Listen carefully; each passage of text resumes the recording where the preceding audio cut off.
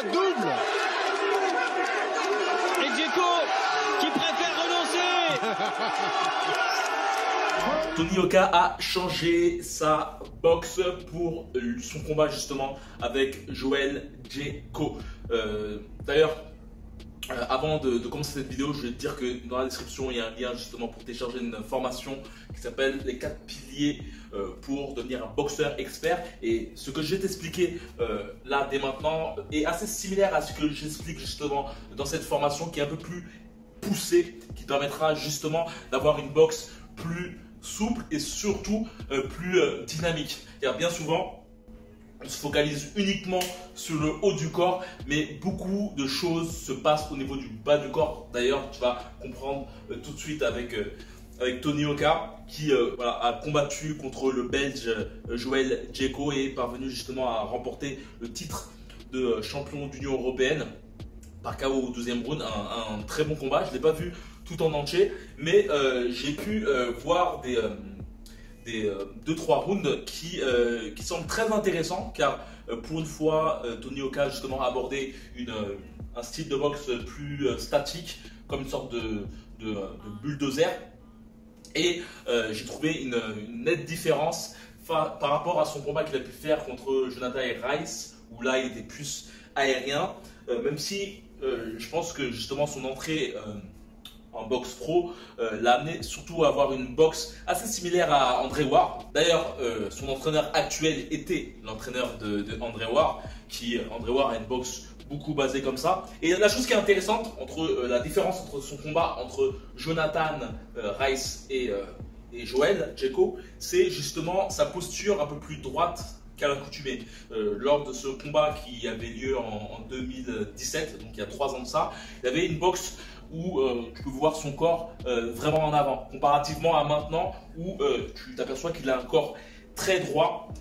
Et la chose qui est vraiment intéressante, si tu souhaites vraiment mettre ça en application aussi au niveau de ta boxe, est vraiment important et c'est vraiment une chose que j'ai l'habitude de dire. Et surtout si tu ne veux pas être fatigué durant tes rounds, fais en sorte de comprendre que ta garde ne se situe pas au niveau de tes épaules, parce que bien souvent lorsqu'on veut avoir une belle garde on a tendance à se crisper à ce niveau là, ce qui nous amène en fait à être fatigué, plus fatigué qu'un boxeur comment dire, souple. Et l'astuce qui est vraiment intéressante, c'est globalement de utiliser tes coudes comme garde en fait. C'est ça qui te permettra d'avoir une bonne garde. Comme tu peux le voir, Tony Yoka est un peu fouté au niveau, et ça c'est tout boxeur, et un peu fouté au niveau du centre de l'abdomen pour justement permettre, voilà, tu te sers de ça, au pire tu peux te servir de 2 balles de tennis que tu mets à ce niveau là, une balle de tennis là, une balle de tennis là, on va prendre ça, tu vois, tu prends un truc là, c'est très peu orthodoxe, tu voûtes un peu ton corps, et voilà, tu vois, là tu es plus ou moins en mode garde, tu peux prendre 2 gants, mais c'est l'un des points importants, sois droit, serre-toi justement du bas de ton corps, tu vois, tac, pour pouvoir avoir cette souplesse au niveau de tes appuis, surtout lever les talons. Et comme je dis, reste droit. La garde, c'est vraiment juste ça, c'est aucunement ça.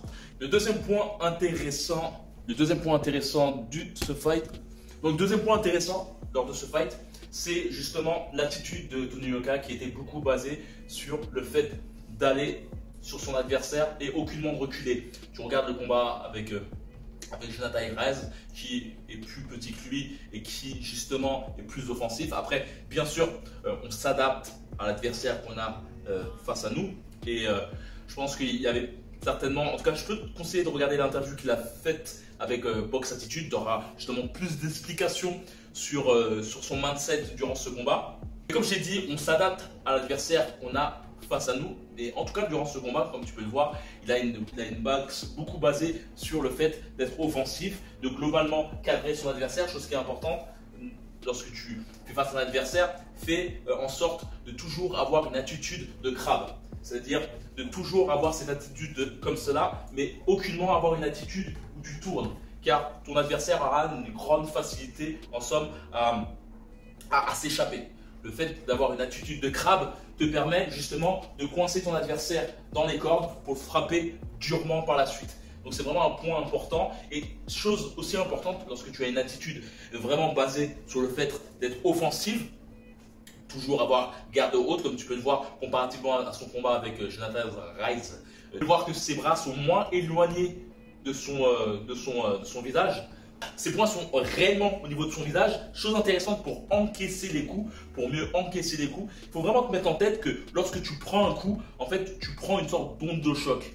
Et si tu es, on va dire, statique et que tu es comme une sorte de bâton, et ben justement l'angle de choc s'imprègne principalement dans la zone où tu es touché. Chose intéressante, lorsque tu veux justement faire perdre l'onde de choc au niveau de ton cerveau, au niveau de ton visage, chose intéressante, c'est de te servir de tes genoux. Il faut vraiment dire que les genoux, c'est vraiment la clé de tout. C'est la clé pour frapper durement. D'ailleurs, à la fin de cette vidéo, plutôt la dernière technique que je vais t'expliquer va te faire comprendre pourquoi c'est vraiment 2 en 1. Tes genoux sont 2 en 1.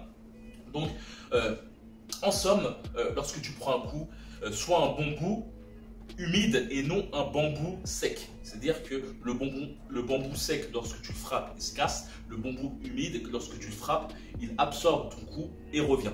Donc le but, globalement, c'est lorsque tu prends un coup, faire en sorte de l'absorber avec tes genoux. Tes genoux, justement, prennent le coup et boum, tu vois. Et donc l'angle de choc, à la place de se focaliser sur la zone touchée, et ben bam, tu la prends. On va dire qu'il y a quand même une partie qui est encaissée par ton visage, mais l'autre partie est justement encaissée par les joues qui absorbent le coup.